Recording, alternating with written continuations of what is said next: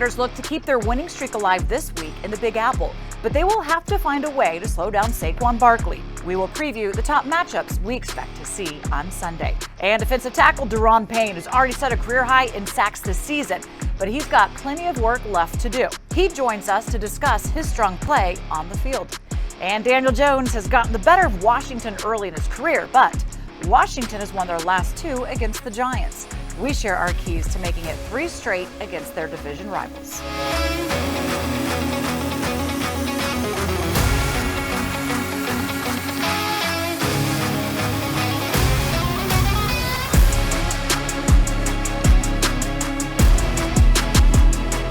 Welcome into Command Center. Julie Donaldson, Logan Paulsen, and Santana. And we are getting ready for the G-Men, the first time we will see them this season, but we're not going to have to wait too long to see them again because between the bye week, we get the Giants. Back-to-back games, basically. Yeah. Santana, you played New York, albeit for the Jets. What's it like going up there in the Big Apple? You like it? You love it? You hate it? I like winning in the Big Apple. To me, that's a good answer. That's the ultimate goal. When you go up there, win, because they don't like it when you win or lose. So you might as well come home with a W. Absolutely, yeah. For me, I always liked playing up there because I always played well there. I got my first start there as playing significant minutes, so always holds a special place in my heart. But also kind of a gross place to play. Usually very quiet, very subdued atmosphere, so not great. Subdued? Yeah, very subdued. Oh yeah, it is. It has been. I'll say this though: the New York fan base, they can be brutal. It's love you today, hate you tomorrow, and we hope that they're going to put a whole bunch of "we don't like the G-men" tomorrow because we want Washington to get the victory. So the gentlemen G-men have struggled as of late. They are 7-4 after a really hot start. A bit of a unique situation for Washington as they're scheduled to play their next 2 games against New York with, as I mentioned, that bye week in between. Not only is it an important division rivalry, but defeating the Giants would help them leapfrog New York in the standings. Guys are excited. Again, when you get to this time of the year and you're in the playoff hunt, every game is really exciting. It means something. I've been on the other end. I wasn't playing at the time, but I've been in locker rooms where you get to this part of the season, you're already out of the playoffs, and it's not fun. You come to the facility every day. It's harder to work hard when you don't have much to play for. So the fact that we put ourselves in a position that we kind of dictate our own destiny. It's a lot of fun, and guys are excited for it. I think Dable does a good job with the offense, with the team. They started real fast. A big part of that is being efficient with his quarterback play, getting his running game going the way he has with Barkley, and I think Daniel Jones obviously at the helm. He's done a real good job of directing their offense and leading them to 7 wins. So Saquon is really a special football player. He really is. And he is back 100%. I know last year he was getting back to form, and you could see it. This year he's back, and so we have to account for him as well. So we've just got to make sure that if we're paying attention to quarterback on one aspect, the other side of it has to pay attention to their responsibilities, and that's really what it comes down to is we do our responsibilities. Time to go inside the matchup presented by FanDuel. This fantasy football season, get more ways to win with FanDuel. And yes, Saquon Barkley, he is back. And this team relies on him to be successful. They rely on the run game to be successful. But they've had under 100 rushing yards in the last 2 games. And go figure, both of those have been losses.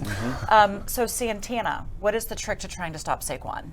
I think one of the things that stand out the most is each week we've been talking about this defensive front of ours, and they've been keyed up or matched up with someone in the league that's at top tier or one of the top tier running backs, and we've been finding our way out of there and getting W's. I think Saquon, the best way we can stop these guys is make them one-dimensional, make them have to lean on the run. And if you're not susceptible to the pass and we're not worried about your pass, then we can stuff our guys up front and know we can slow him down a little bit. Yeah, and I think one of the reasons that that he was struggling the last couple of weeks in terms of not getting that yardage total is the offensive line's been really banged up. A lot of those guys are getting healthy right now. Evan Neal's coming back, Feliciano, the center's coming back. That's a big piece of what they do because they're not the most talented pass protecting group, but they are a bunch of big, nasty dudes, and they like to lean on people. They have a very varied run scheme, and that leads to big productive plays. So I think that understanding that this is going to be a little bit different Giants team that's been there the past couple of weeks. It typically, if you want to talk about how an offense can go, it's how the offensive line does. So the fact that they are getting healthier. But look, Washington has one of the best defensive fronts that there is, the D-lines. How do you see them specifically matching up with what we will face of a healthier line? Yeah, I mean, I think that even though they are getting healthy, I don't think there's any matchup here. This is a no contest type of thing. I think when you look at Allen and Payne inside, I think if I'm the Giants, I'm trying to do everything I can to avoid that meat grinder in there of those 2 players, right? Obviously, obviously maybe attacking the perimeter, getting in different personnel groupings, keeping Big John Ridgeway off the field, keeping some of the linebacker packages off the field. I think that'll be a big part of the Giants in terms of finding that edge to cultivating a successful run attack. I don't think they'll be able to do it, but I think they're going to search for a way. Darius Slayton seems to be kind of like their main. He's catching fire a little bit. But okay, so you have him, and then whom else? Yeah, what does Washington's secondary need to worry about? Well, just Slayton's one of those guys that stood out to me a couple of years ago. You know, he was a guy, a no-name guy that went out there and made a couple of splash plays here and there, and now you see him back in the lineup and doing some big things. I look at it like this. You want to slow down Daniel Jones in the pass game, period. Slayton's going to be his #1 guy. You put a lock on him, and then we have to worry about them stuffing that ball into Barkley's chest. So we should be able to get the job done. I think right now you have Kendall Fuller playing at some of his best right now, and not sure what St. Juice is going to be doing this week. But I think our secondary is up for the challenge. I think St. Juice probably won't be out there. Christian Holmes stepping in, and as Holmes played pretty defensive well coordinator last week, Jack Del Rio said, he did his job. So it might be another week to catch a break in the secondary, not having to go up against some crazy threats. Leave that to the ground game.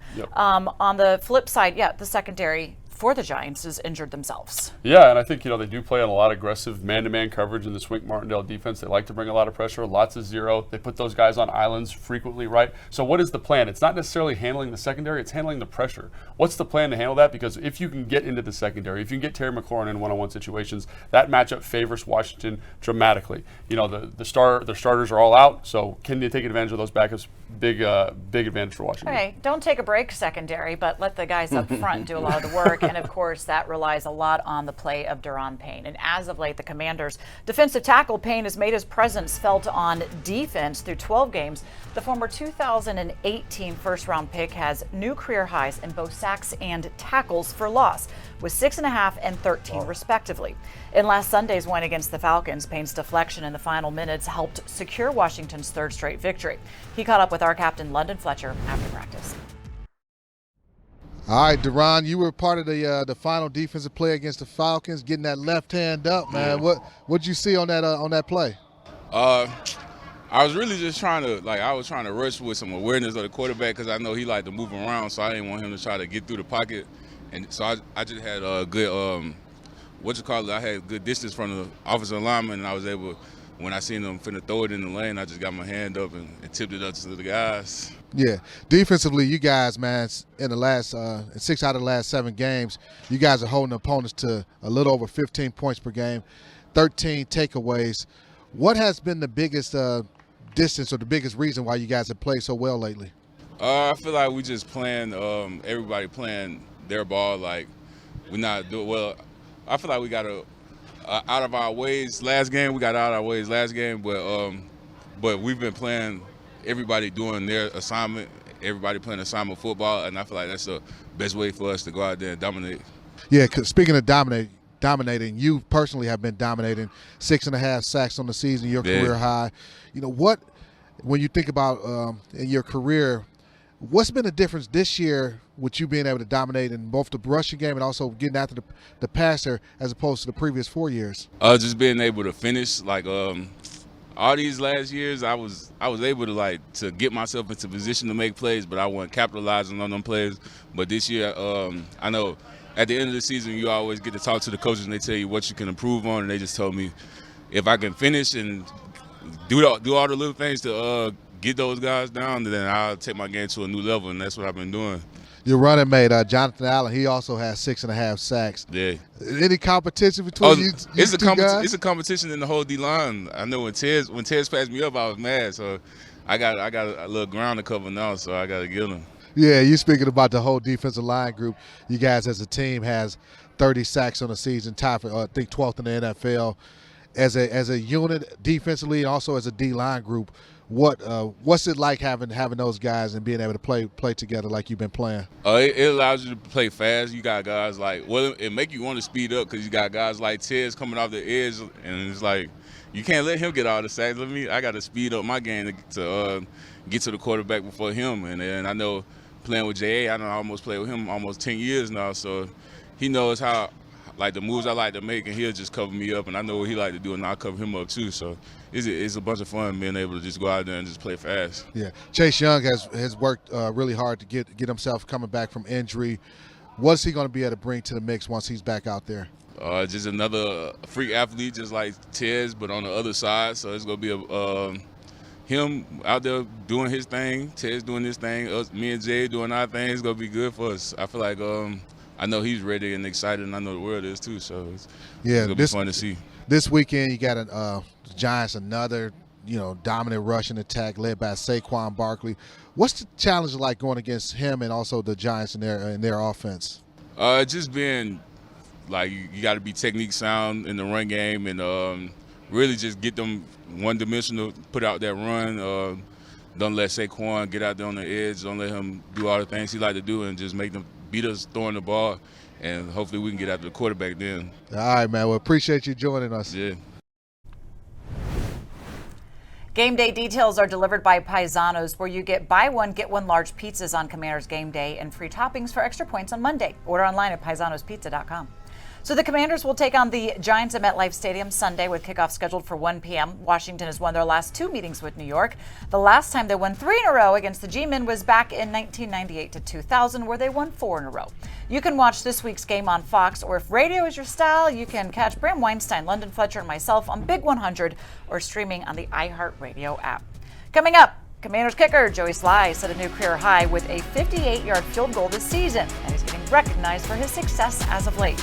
Details on his honor are next. And with 8 receptions over the last 3 weeks, tight end Logan Thomas is hitting his stride on the field.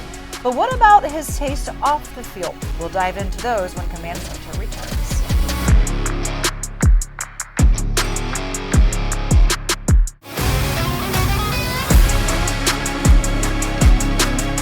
Congrats are in order for Commanders kicker Joey Sly. He was just named NFC Special Teams Player of the Month. Sly converted all 10 of his field goal attempts in November, including 6 from beyond the 40 and 2 from at least 50. His 37 points scored during the month were the most among all NFC kickers.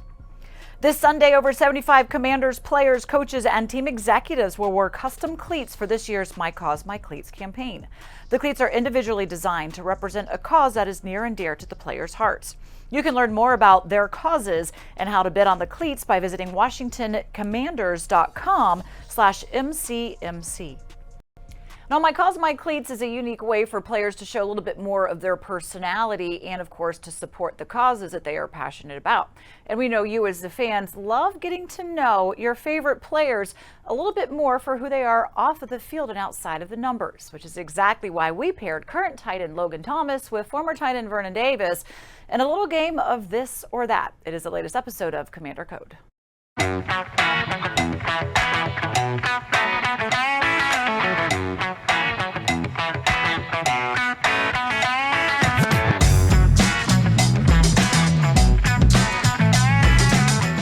ACC or Big Ten?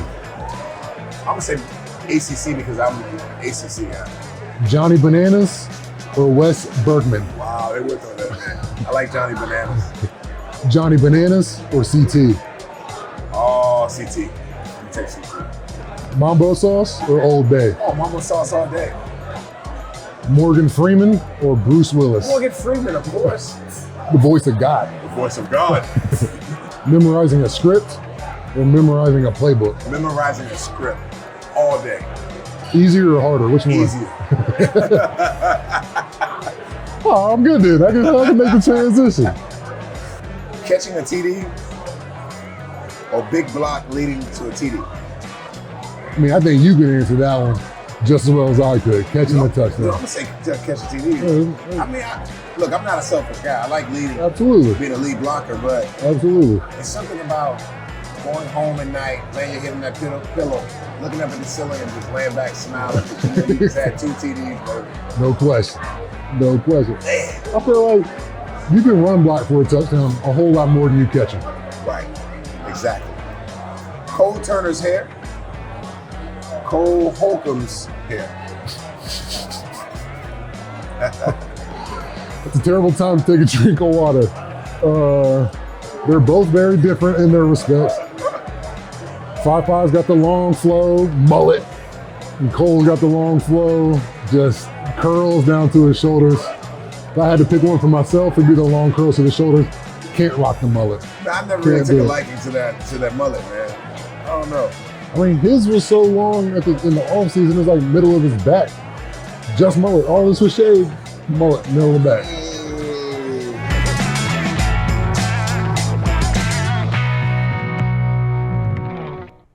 You can catch all episodes on our website and YouTube channel. Now, hats off for this deal.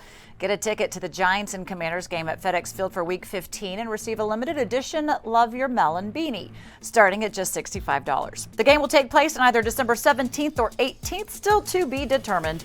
Visit commanders.com/loveyourmelon to purchase yours today.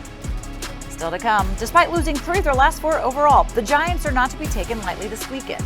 We share our keys for Washington to earning a victory against New York.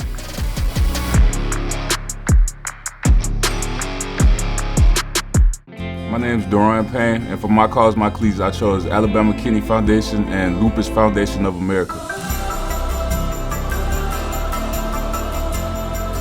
It's something that we've been dealing with. I know she's had these problems my whole life, and she's been toughing it out, and she's always been a soldier. So if I can help bring light to her situation, then it's a plus for me.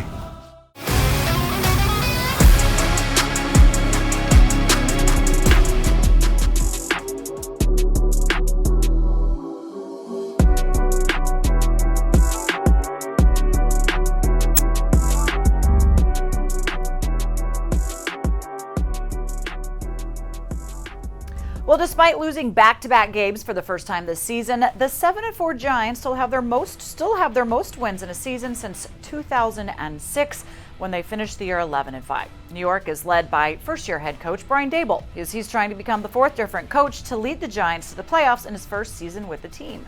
For more on the G-Men, let's go behind enemy lines with senior writer Zach Selby. Thanks, Julie. And with me, I have Michael Eisen, who is the Giants.com senior writer/editor. Michael, let's go ahead and jump into it here. The Giants are, I think, what a lot of people will be surprised in saying, they're 7-4. What has been the biggest contribution to that? Because I know they've lost a few games right now, but still, like, they're doing a lot better than I think a lot of people expected them to be. Yeah, well, I think we started 7-2, 6-1 and 7-2. I think a lot of it had to do with the running game and the return of Saquon Barkley, who is playing as he did when he was Rookie of the Year 4 years ago. And the offensive line, which has obviously been an issue here for a while, has been much improved. And we, as you noted, thank you, we have lost the last 2 games. And, Barkley, I forget what the exact figures were, but he's run for probably less than 70 yards combined in the 2 games. So when we run the ball, when we run for 100 yards, we're 6-1. When Saquon runs for 100 yards, we're 4-0. So clearly the ground game has been a key for us this season. Yeah, I think that this team has really kind of adapted the way Daboll has really insinuated his culture into the system. What have you seen out of Daboll and how he's been able to lead this squad over the last few months or so? He's just changed the entire attitude in the building. The last few years here, obviously, quite frankly, were very difficult. 5 straight losing seasons. And really non-competitive for a lot of games. We lost the last 6 games last year. And he came in and he just changed the entire thought process of everybody. Everyone's it's just a different vibe in the building because of him.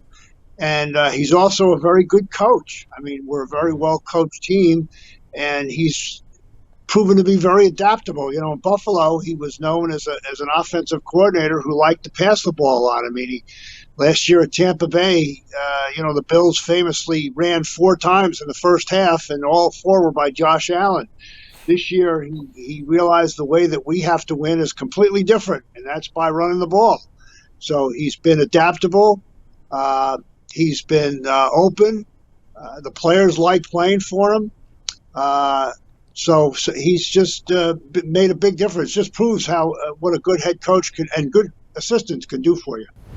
Time for our keys to winning, presented by the Maryland Lottery. Play fast, win fast with fast play games from the Maryland Lottery.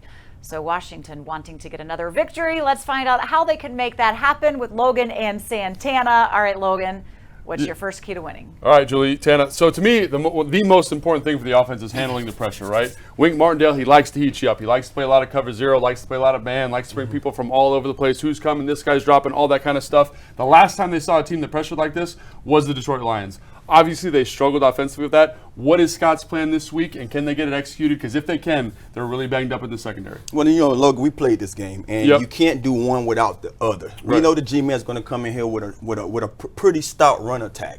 And Daniel Jones might get in there a couple of times here and there and tuck that ball and do his thing with his feet. But I want to see him throw that ball. I want to see us force him to beat us in the air. They have Darius Slayton, who might play, might not play. He missed practice a couple of days ago. But who else do they have other than Darius Slayton? Force him to pass the ball, we should come out victorious. Yeah, and if you can handle Daniel Jones as a runner as well, I think you brought that up. That's a great point. So to me, the other thing is find the wrinkle that the Giants offense is looking for to beat the Commanders defense. Every single week they have a little something, right? Keepers against Dallas, zone read against the Jacksonville Jaguars, right? What is their answer, and how are we going to match it, right? They're going to tell you early what the plan is. Can Jack Del Rio adjust and put this defense in a better situation? I think he can. I think this one right here is straight to the point. Minimize mistakes. We're going to be on the road. You want to make sure when you're going into someone else's backyard that you make sure you're not making too many mistakes. Play mistake-free football, and always key. Always can. I'm so glad he put it on there, man. I feel like we're going to win now for sure. Julie, I mean, turnover battles on there. We've got to win now. It's because Washington has been dominating that. +7 in the turnover battle lately after starting the season. -7, of course. The Giants are +3 as well, so they're tied for 6th in the league. Whoever takes the ball away the most wins. That just seems to be how it goes. Santana's always got that, as do you, Logan. Hey, folks, thanks for joining us on Command Center. We'll see you next time celebrating another dub, we hope.